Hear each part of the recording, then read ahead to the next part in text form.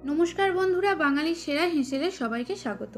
आज हाजिर हয়েছি लेटुस शाकेर एक रेसिपि निये। लेटुस शाक किन्तु खूबই उपकारी एक शाक। आमादेर ओजन कमाते এই শাক खूबই সাহায্য করে থাকে। এছাড়াও বয়স ধরে রাখতে ভীষণভাবে সাহায্য করে এই লেটুস শাক। তাই চলুন আর দেরি না করে লেটুস শাকের রেসিপিটি ঝটপট দেখে নেওয়া যাক। একদম প্রথমে ওভেনে কড়াই বসিয়ে দিয়ে দিচ্ছি 2 টেবিল স্পুনের মতো সরষের তেল। তেল ভালো মতো ভাবে গরম হয়ে যাওয়ার পর এর মধ্যে দিয়ে দিচ্ছি নুন হলুদ মাখিয়ে রাখা বেগুন। এখানে বেগুনগুলোকে আমি আগে থেকে ডুমো করে কেটে নুন আর হলুদ মাখিয়ে রেখেছিলাম। এখন বেগুনগুলোকে নেড়ে চেড়ে ভালো করে ভেজে নেব। বেগুনগুলো ভাজার সময় যদি একটু ঢেকে রাখা হয় তাহলে বেগুনগুলো কিন্তু খুব সহজেই সেদ্ধ হয়ে যায়। সেই জন্য প্রায় 1 মিনিটের মতো ঢেকে রেখে এটাকে আবারও একটু নেড়ে চেড়ে ভেজে নেব।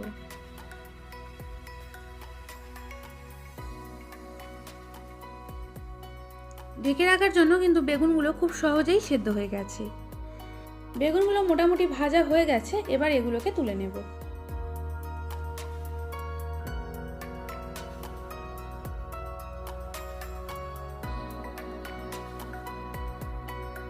এবার কড়াইতে অ্যাড করছি 1.5 টেবিল স্পুনের মতো সরষের তেল। এই রান্নায় আমি খুব বেশি সরষের তেল ব্যবহার করব না, সেই জন্য অল্প পরিমাণে তেল অ্যাড করলাম।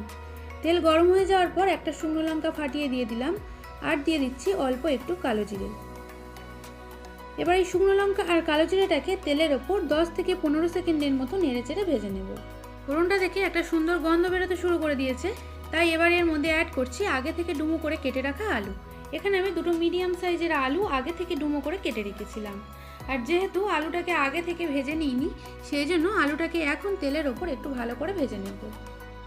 যখন আলুটা এইরকম লাল লাল হয়ে যাবে তখন এর মধ্যে দিয়ে দিচ্ছি হাফ টিস্পুনের মতো হলুদ গুঁড়ো, 1/3 টিস্পুন জিরে গুঁড়ো আর 1/3 টিস্পুন গোলমরিচ গুঁড়ো। এই রান্নায় গোলমরিচটা কিন্তু মাস্ট দিতেই হবে, কেননা গোলমরিচ আর লেটুস শাকটা মিশিয়ে খুব সুন্দর একটা ফ্লেভার তৈরি হবে। এবার সব শেষে স্বাদ অনুসারে নুন অ্যাড করলাম। এখন আলুর সাথে মশলাটাকে খুব ভালো করে নেড়েচেড়ে ভেজে নেব।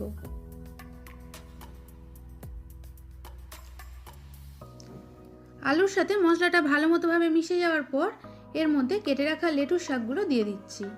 এখানে একসাথে সবটা লেটুস শাক দেবো না, তাহলে কড়াইটা নাড়তে একটু অসুবিধা হবে, সেই জন্য অল্প অল্প করে লেটুস শাক দিয়ে ভালো করে নেড়ে চেড়ে মিশিয়ে নেব।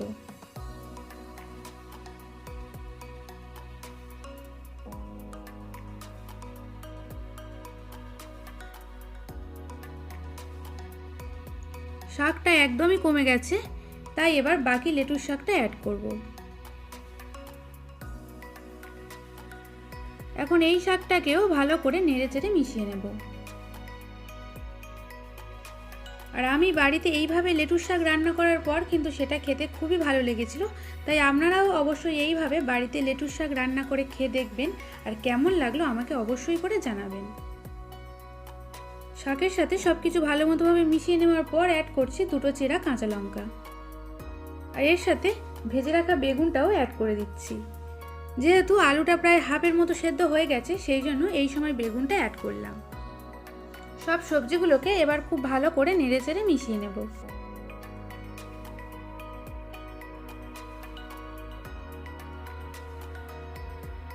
মিশিয়ে নেওয়ার পর এর মধ্যে অ্যাড করছি পরিমাণ মতো জল। তবে এটাতে আমি 1 কাপ পরিমাণ জল অ্যাড করছি।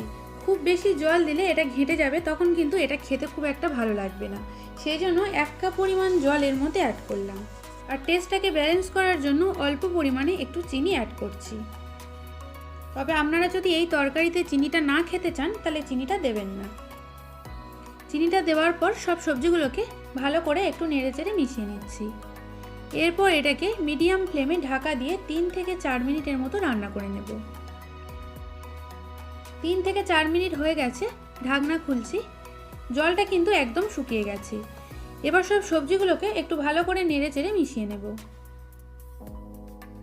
সব সবজিগুলো কিন্তু একদম সেদ্ধ হয়ে গেছে, আর আলুটাও যেহেতু হাফ সেদ্ধ হয়েছিল, তখন আলুটাও 1 কাপ জল দিয়ে ঢাকা দেওয়ার ফলে পুরোটা সেদ্ধ হয়ে গেছে। তরকারিটা প্রায় তৈরি হয়ে গেছে, এবার আমি গ্যাসের ফ্লেমটাকে বন্ধ করে দেব। খুব কম মশলায় কিন্তু এই শাকের রেসিপিটা আমি তৈরি করলাম। এইভাবে শাকের রেসিপিটা তৈরি করলে সেটা কিন্তু গরম গরম ভাতের সাথে খেতে খুবই ভালো লাগবে। এবার এই শাকটা পরিবেশন করার জন্য একদম তৈরি হয়ে গেছে। আপনারা এই রেসিপিটি কিন্তু অবশ্যই একবার হলেও বাড়িতে ট্রাই করবেন এবং কেমন লাগলো কমেন্ট সেকশনে জানাবেন।